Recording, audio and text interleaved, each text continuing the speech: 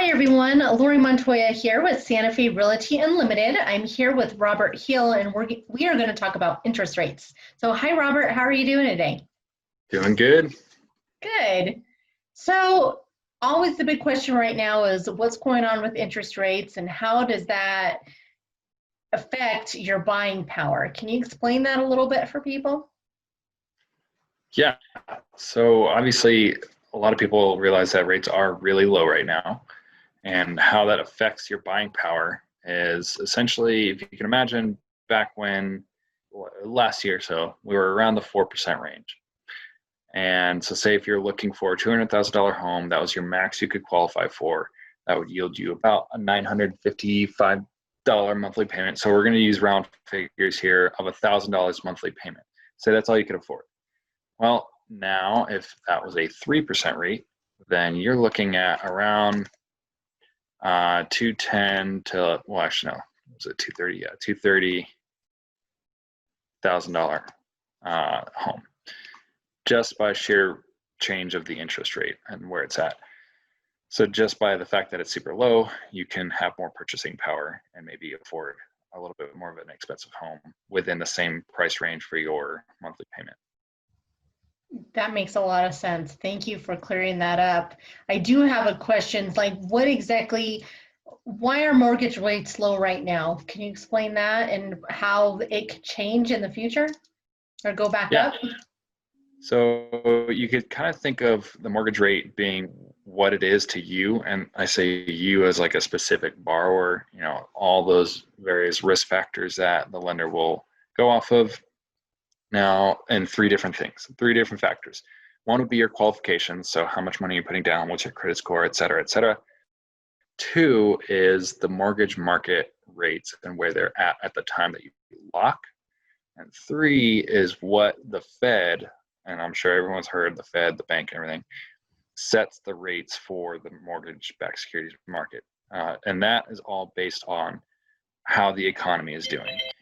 In general, you could say that if the economy is not doing great, so we had a little bit of a dip in stock market prices and everything back in March and April timeframe, because that's when the COVID-19 crisis sort of hit America basically at that point, and a lot of businesses were shutting down. That's why we have that economic downturn. And then what happens is the Fed will then set interest rates much lower than wherever they're at that point to try and stimulate more people borrowing and buying into the economy again. Now, conversely, if rates, or say the economy gets better, the Fed is going to start raising rates again. They do this because now people can start affording things. People will be more savvy to start borrowing as opposed to saving more. That's sort of how that works. And also so we don't get too much inflation, if that makes sense. Gotcha. Do you have any insight, and I don't think you really do. Anybody have any insight on how long the interest rates will continue to be this low? I guess it just depends on what's going on with the economy, right?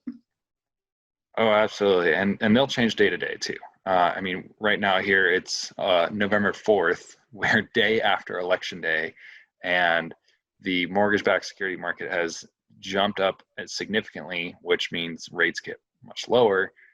And on the back end of an explanation, we could do another video about that, or is essentially why your rate is what it is. But that's what I mean when I say it jumps day to day, because we had the election yesterday, and now there's this weird limbo that the stock market is kind of fluctuating very dramatically because of the results, or at least what we're waiting on. We're waiting on results and who potentially could be the next president and all that stuff. So that's essentially what was the original question actually? It was why? Oh, how much longer, right? How much longer? Yeah, Are about they how going to be much low? longer do we anticipate the interest rates to be low? Because I know a lot of people they've been waiting because they didn't know if they wanted to buy until the election. And then now some people are saying, well, maybe I should wait till next year. And as a real estate broker, in my mind, I'm thinking next year or even, a few months from now, they may not be that low and you might miss out on a big opportunity to buy the house that you want. because they're not going to be at this low for much longer. So Oh, that's for kind of sure. what is going on in my head, because my Mm. goal at the end of the day is I want to help make sure that my clients are getting the best deal and the best home that they can possibly find. And so that is always a worry to me when somebody says, I think maybe I should wait. I'm not sure if that's in their best interest. Right. Yeah. And it kind of, that's a double-edged sword of what we talked about before, of the rates being low and you have higher purchasing power. Well, if rates go back up again, then you're now not only fighting against the purchasing power, but then you're also fighting against the market and the real estate housing prices that may or may not tick up, right? So Mm-hmm. they're probably maybe in that boat as well. But something that I always like to hint at is historically what rates are, because we can sort of talk about the why on a rate is a quarter of a point or an eighth of a point from what it is from yesterday. But if it's a better idea to look at it on a more macro scale, and seeing that, well, last year we were in the fours or so, and even hinting up into the fives. That's where at the time they were expecting rates to start to go up. Nobody could have predicted the pandemic the way it had happened. So that's why we're at now. Exactly what you just said. It's a great opportunity to buy for sure, because where the rates are. Because if last year we were expecting rates to go up into the fives and sixes, that's probably, if I'm just sitting here speculating as Rob Hill, that's probably where rates are going to be, if not like 2 years to 3 years from now, for sure. So definitely trying to get in on the low rates now is just unheard of where we're at now. It's crazy. So here's another question for you. How do you lock in your interest rate? Because they do change daily. How does somebody lock that in?